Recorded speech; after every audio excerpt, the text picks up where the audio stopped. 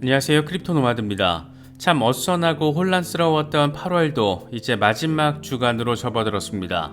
전통적으로 약세 기간으로 꼽히는 9월로 접어드는 시기다 보니까 당장 시장의 분위기가 급변할 것 같지는 않지만 그럼에도 불구하고 챙겨야 될 포인트들은 여전히 자리하고 있습니다. 8월의 피날레 데이터는 현지 시간으로 31일에 발표가 되는 개인 소비 지출 PC입니다. 하지만 인플레이션 둔화세에 대한 기대감이 자리하고 있는 상황에서 고용지표에 대한 관심 더 커질 수밖에 없는 상황이기도 한데 PCE 발표 다음 날이자 9월 첫날 미국 고용보고서도 공개가 됩니다. 제롬 파월 의장이 이번 잭슨 홀 스피치를 통해서 인플레이션 2% 목표 달성을 위한 중요 조건 가운데 하나로 고용 둔화를 지금 언급한 상황입니다. 이 같은 데이터들이 더 주목받고 있는 것은 역시나 이 제롬 파월 의장의 이번 잭슨 홀 스피치 때문이라고 바라볼 수가 있습니다. 파월 의장이 뭐라고 하든 상관없이 이번 사이클 금리 인상은 이제 끝났다, 이런 정서가 굉장히 강하게 깔려있기 때문인데, 이와 관련해서 월스트리트 저널은 파월 의장이 중앙은행장 특유의 모호한 태도를 보이면서 이제부터의 시장의 관심은 금리 인상을 한 번 더 하느냐 마느냐가 아니라 언제 금리 인하로 돌아서느냐 여부다, 이렇게 보도하기도 했습니다. 결국 PCE와 고용지표 등이 예상을 넘어선 상승세만 보여주지 않는다라면 연준으로서는 선택할 만한 카드가 이제 빤하다라는 겁니다.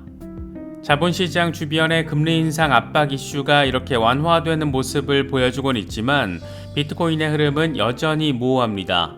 아직도 26,000달러 주변에서 횡보하는 상황이 이어지고 있는데 비트코인을 다시 30,000달러 위로 끌어올릴지 아니면 23,000달러 주변으로 끌어내릴지 이걸 결정할 만한 외부 충격이 뭐가 있을까를 생각을 해보면 여러 기관들이 신청한 비트코인 현물 ETF에 대한 첫 번째 데드라인이 이제 코앞으로 다가온 부분 생각해 볼 수가 있습니다. 요즘 리플 XRP 홀더들이 바라보기에 시세가 워낙 어수선하다 보니까 그 답답함도 커질 수 있는 그런 시기이기도 한데 XRP 맥시멀리스트인 다크 디펜더가 이번에 꽤 재미있는 분석을 제시했습니다. 지금 XRP의 시세 흐름은 소송과는 전혀 상관이 없고 소송과 무관한 패턴을 따르고 있다. 그래서 지금 패턴의 관점에서 보면 XRP는 여전히 상승 추세를 따르고 있다, 이런 내용인데 세부적으로 들여다보면 아주 흥미로운 부분들이 자리하고 있습니다. 하나씩 짚어보도록 하겠습니다. 요즘 크립토 커스터디 이슈는 암호화폐 업계 전반의 화두 가운데 하나입니다. 잊을만 하면 한 번씩 사고가 나기 때문인데, 그래서 중장기 대응 전략을 추구하는 경우 일부 물량을 콜드 월렛에 보관하는 것이 리스크 관리 차원으로도 여겨지고 있는 그런 상황이기도 합니다. 개인적으로는 그래도 일부 물량은 내가 직접 내 금고에 보관을 하면서 리스크를 분산 관리하는 게 좀 더 속편한 방식이 아닌가 생각하고 있습니다. 그래서 저는 디센트 월렛에 일부를 보관하고 있는데 콜드 월렛에 관심이 있으신 분들은 저희 채널과 파트너십을 맺고 있는 디센트 월렛을 특별 할인 가격에 구매하실 수 있습니다. 콜드 월렛에 보관을 하면 내가 직접 관리를 한다라는 장점이 있는 반면 고액의 물량을 보관하실 경우에는 트래블룰로 인해서 번거롭게 느껴질 수 있는 부분도 있으니까 이런 부분도 잘 참고하시면 좋겠습니다. 특정 거래소나 코인 이체 등과 관련해서는 디센트 고객센터를 통해서 확인하실 수 있습니다. 그럼 이번 영상 시작하겠습니다. 다소 혼란스러웠던 8월 한 달도 이제 막바지로 향하고 있습니다. 그런데 막판까지 8월은 긴장감을 내려놓기는 어려울 것 같습니다. 인플레이션, 금리 이슈와 관련한 주요 데이터들이 잇따라 발표되기 때문인데 먼저 8월 마지막 날 발표되는 7월 개인 소비 지출 PCE입니다. 이건 연준이 핵심적으로 참고하는 물가 지표이기 때문에 이게 인플레이션 둔화 상황을 보여줄지 여부가 중요합니다. 시장에서는 전년 대비로 3.3% 오르면서 6월에 3%보다 소폭 상승할 것으로 예상하고 있습니다. 근원 소비 지출의 경우에는 전년 대비로 4.2% 예측된 상태인데 이게 6월에는 4.1%였습니다. 9월 1일에는 8월 고용보고서가 공개됩니다. 비농업 부문 신규 고용, 실업률, 시간당 평균 임금, 이런 데이터들이 중요한데 8월 신규 고용은 7월에 18만 7천 명보다 준 16만 3천 명으로 실업률은 7월에 3.5%에서 3.6%로 예측된 상태입니다. 만약 신규 고용이 준 것으로 확인되고 PCE가 둔화 흐름이 지속되고 있는 걸로 나타나 준다라면 연준으로서는 굳이 무리해서 추가 금리 인상을 단행할 가능성이 낮아집니다. 특히 이번 잭슨 홀 스피치에서 금리를 올릴 수도 있지만 올리더라도 신중하게 행동하겠다 이렇게 표현을 한 상황이기도 합니다. 시장의 반응은 꽤 선명한 모습입니다. 이번 주에 공개될 인플레이션 고용 지표가 추가 금리 인상 필요성을 불식시킬 수 있을 거라는 게 핵심인데 이와 관련해서 모건 스탠리 자산운용의 브라이언 앨리스는 노동시장과 서비스 부문 추가 완화는 인플레이션에서 중요 역할을 한다. 성장과 인플레이션 모두 계속 둔화될 것이다. 금리 인상이 경제에 영향을 미치는데 시간차가 있다는 것을 연준도 잘 알고 있기 때문에 상황을 더 지켜볼 것이고 이후에도 노동시장과 성장률 둔화세가 이어지면서 결국 추가 금리 인상은 하지 않을 것이다. 이렇게 예상을 했습니다. 월스트리트 저널의 경우에는 파월 의장이 잭슨 홀 스피치를 통해서 연내 추가 금리 인상 가능성을 열어뒀지만 시장의 관심은 이미 다른 곳으로 기울고 있다라고 진단했습니다. 7월 PCE와 8월 고용 데이터가 예상을 넘어선 큰 폭의 상승 흐름만 보이지 않는다라면 연준의 다음 행보는 금리 인상이 아닌 금리 인하가 될 것이라는 것이고 그래서 시장의 관심사는 언제 금리 인하가 단행될 것이냐 이 부분이 지금 되고 있다라는 겁니다. 이런저런 내용들 간단히 정리하면 PCE도 고용 데이터도 예상을 넘어선 상승세만 보여주지 않는다라면 증시는 추가적인 반등세 노려볼 수도 있다. 그렇게 8월을 예쁘게 마무리하고 9월을 기쁘게 맞이할 수도 있다. 이렇게 정리가 가능합니다. 뉴욕 증시 주변에는 이렇게 나름의 기대감이 자리하고 있는 반면 비트코인 주변에는 꽤 깝깝하게 느껴지는 이야기들이 지속되고 있습니다. 26,000달러 주변에서 배회하는 시간이 길어지다 보니까 이것만 바라보고 있어도 힘이 빠질 법한 그런 상황인데 어쩌면 추가적인 폭락이 한 번은 더 벌어질 수 있는 가능성 그런 이야기들도 지속적으로 제시되고 있습니다. 먼저 코인텔레그래프의 기고가 라케시 우페드히에는 지금 시장의 주도권은 곰 세력이 쥐고 있다라고 진단했습니다. 27,222달러 부근의 20일 지수이동 평균이 하락하고 있고 RSI도 과매도 구간에 있어서 곰 세력이 지배적인 상황이다. 하지만 황소 역시 쉽게 포기할 것 같지는 않은데 24,800달러 부근 방어를 위해서 최선을 다할 것으로 보인다. 황소들이 27,222달러 위로 가격을 밀어 올리면 비트코인은 50일 단순이동 평균이 자리한 28,888달러까지 반등할 수 있다. 그래서 곰 세력이 자신들의 포지션을 강화하기 위해서는 24,800달러 아래로 끌어내려야 하는데 이게 성공할 경우에는 2만 달러까지 하락세를 시작할 수 있다. 이렇게 설명을 했습니다. 분석가 닥터 프라피스의 경우에는 23,500달러 추가 급락 가능성을 지속적으로 강조하고 있습니다. 나는 비트코인이 31,000달러에 자리할 때부터 최종 목표 가격이 23,500달러가 될 거라고 밝혔는데 빅숏은 아직 열려있고 닫을 생각도 없다. 지금 시장에서는 숏보다 롱이 더 많고 펀딩 비율은 상당히 긍정적이지만 롱 스퀴즈에는 충분하지 않다라고 설명을 했습니다. 그러면서 실제 움직임을 보기 전까지 앞으로 2주에서 3주 안에 큰 조작이 있을 거라고 생각을 하는데 그 조작 가운데 하나는 유동성 확보를 위해서 27,000달러까지 가짜 펌핑을 하거나 두 번째 유동성 풀이 있는 29,000달러까지 가짜 펌핑을 하고 거기서 터뜨릴 수가 있다. 나는 무슨 일이 있어도 23,500달러 영역에 한번 다다르고 다음 목표가 37,000달러에서 38,000달러 구간이 될 것으로 생각을 한다. 이렇게 강조했습니다. 이런 얘기를 지속적으로 하고 있어서 완전 확신범 수준으로 강조하고 있는데 선물 거래하시는 분들은 이런 내용들 참고하시면 좋을 것 같습니다. 개인적으로는 조만간 가짜 펌핑이 나올 수 있다 이런 표현을 다시금 생각을 해봤는데 이건 어쩌면 비트코인 현물 ETF 이슈와 맞물려서 바라볼 수도 있을 것 같습니다. 공교롭게도 최근 블랙록과 피델리티 등 대형 기관들이 잇따라서 신청한 비트코인 현물 ETF 1차 데드라인이 9월 초에 물려 있습니다.